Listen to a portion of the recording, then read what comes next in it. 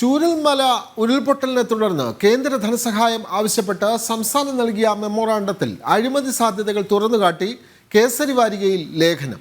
പൊള്ളയായ കണക്കുകൾ അവതരിപ്പിച്ച് അധാർമികമായി പണം സമ്പാദിക്കാനുള്ള ശ്രമമാണ് സംസ്ഥാന സർക്കാർ നടത്തുന്നത് എന്ന് BJP സംസ്ഥാന സമിതി അംഗം PR ശിവശങ്കരൻ എഴുതിയ ലേഖനത്തിൽ വിമർശിക്കുന്നു.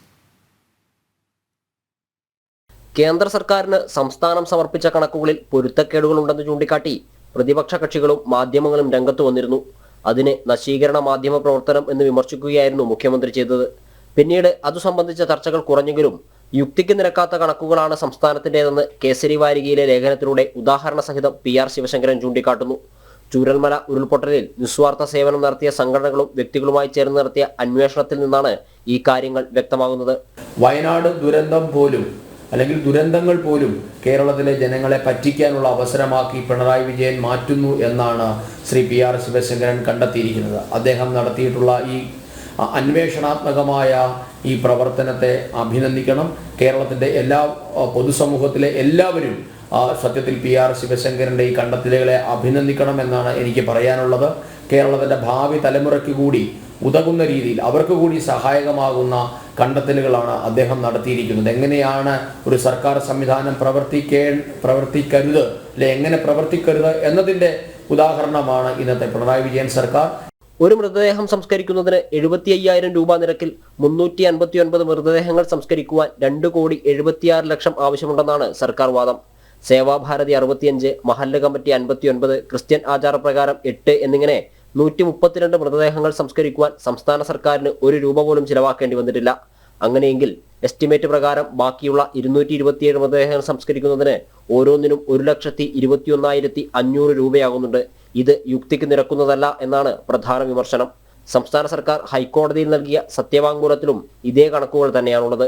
ദുരന്ത സമയത്ത് മണ്ണുമാന്തി യന്ത്രങ്ങൾ ഉപയോഗിച്ച് നടത്തിയ പ്രവർത്തനങ്ങൾക്ക് സർക്കാർ എസ്റ്റിമേറ്റ് ഇട്ടിരിക്കുന്നത് 15 കോടി രൂപയെന്നാണ് രേഖകൾ പറയുന്നത്. 70 മണ്ണുമാന്തി യന്ത്രങ്ങൾ 22 ദിവസമാണ് അവിടെ പ്രവർത്തിച്ചത്. ഇന്ധനത്തിന്റെയും ഭക്ഷണത്തിന്റെയും തുക മാത്രമാണ് ചിലവ്. ഒരു ഓപ്പറേറ്റർ പോലും കൂലി ആവശ്യപ്പെട്ടിട്ടില്ല. ഒരു ദിവസം ഒരു യന്ത്രത്തിന് 5,000 രൂപ ഇന്ധന ചെലവ് എന്ന കണക്കിൽ 70 യന്ത്രങ്ങൾ ഒരു മാസം പ്രവർത്തിച്ചാലും 1,05,00,000 മാത്രമാണ് ആകുന്നത്. അവിടെയാണ് 15 കോടിയുടെ കണക്കുമായി സർക്കാർ വരുന്നതെന്ന് ലേഖനം വിമർശിക്കുന്നു. ഇവിടെയും തീരുന്നില്ല കണക്കിലെ കളികൾ. ദുരിതാശ്വാസ പ്രവർത്തനങ്ങളിൽ മാതൃകാ പ്രവർത്തനം നടത്തിയവർക്ക് ആദ്യ 2 ദിവസം സന്നദ്ധ സംഘടനകളും പിന്നീടുള്ള 18 ദിവസം ഹോട്ടൽ ആൻഡ് റെസ്റ്റോറന്റ് അസോസിയേഷനുമാണ് ഭക്ഷണം നൽകിയത്. ഭക്ഷണം പാചകം ചെയ്തത് മേപ്പാടി ഗവൺമെന്റ് പോളിടെക്നിക് കെട്ടിടത്തിലും ഗ്രൗണ്ടിലും ആണെന്നതൊഴിച്ചാൽ മറ്റൊരു ചെലവും ഇതു സംബന്ധിച്ച് സർക്കാരിനുണ്ടായിട്ടില്ല. എന്നാൽ സർക്കാർ എസ്റ്റിമേറ്റിൽ ഭക്ഷണം, കുടിവെള്ളം എന്നിവയ്ക്കായി 10 കോടി രൂപയാണ് ആവശ്യപ്പെട്ടിരിക്കുന്നത്. എന്ത് പരിശോധനയുടെ അടിസ്ഥാനത്തിലാണ് ഈ കണക്ക് തയ്യാറാക്കിയതെന്നും ലേഖനം ചോദിക്കുന്നു.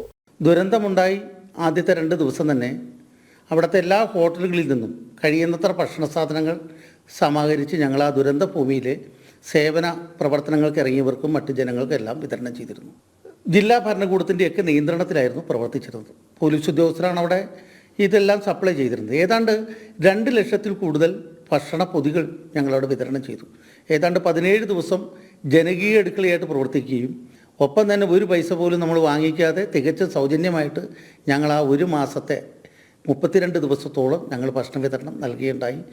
ഇതോടൊപ്പം ജനറേറ്ററുകൾ പ്രവർത്തിപ്പിക്കുന്നതിനായി സർക്കാർ ആവശ്യപ്പെട്ട തുകയിലും വലിയ അന്തരമുള്ളതായി ലേഖനത്തിലുണ്ട്. അവിടെ ഉപയോഗിച്ച 10 ജനറേറ്ററുകളിൽ 7 ജനറേറ്ററുകളും നൽകിയത് ചൂരൽമലയിൽ തന്നെയുള്ള ആർഷ സൗണ്ടിന്റെ ഉടമ ഷാഫിയാണ്. ദുരന്തം നടന്ന ദിവസം മുതൽ 25 ദിവസവും ഷാഫി തന്റെ ജനറേറ്ററുകൾ സർക്കാരിന് നൽകിയത് വാടകയ്ക്കായിരുന്നില്ല. ഇത് പ്രവർത്തിക്കുവാൻ ആവശ്യമായ ഡീസൽ മാത്രമാണ് അദ്ദേഹത്തിന് ഇന്നുവരെ കിട്ടിയിട്ടുള്ളത്. മാത്രമല്ല സൈനികർക്ക് താമസ സൗകര്യമൊരുക്കിയതിന് 15 കോടി കണക്കാക്കിയതും യുക്തിക്ക് നിരക്കുന്നതല്ലെന്ന് ലേഖനം വിമർശിക്കുന്നു. സംസ്ഥാന സർക്കാർ സാമ്പത്തിക തകർച്ചയുടെ പടുകുഴിയിലാണെന്നും അതിൽ നിന്ന് കരകയറാൻ കർമ്മ പദ്ധതിയോ നയപരിപാടികളോ ആവിഷ്കരിക്കാതെ പോക്കറ്റടിക്കാനുള്ള ശ്രമമാണ് സർക്കാർ നടത്തുന്നതെന്നും പറഞ്ഞാണ് ലേഖനം അവസാനിക്കുന്നത്. ജനം, കോഴിക്കോട്.